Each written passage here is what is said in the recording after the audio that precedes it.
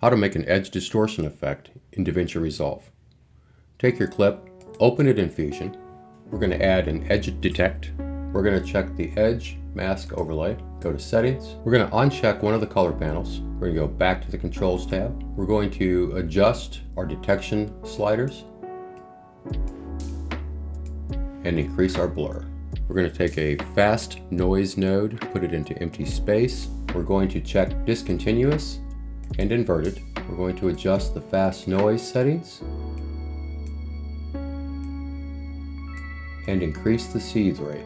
Connect fast noise to edge detect as a mask. At this point, we're going to add a glow node. We're going to right click our gain, modify with shake. We're going to go to our modifiers tab, going to decrease our smoothness, bring our minimum up. We'll then connect our fast noise to the glow node. We're going to add a displace node and connect our fast noise to the displace. Playing through the clip, this is what it will look like. If you enjoyed the video, please like and subscribe for future DaVinci tutorials.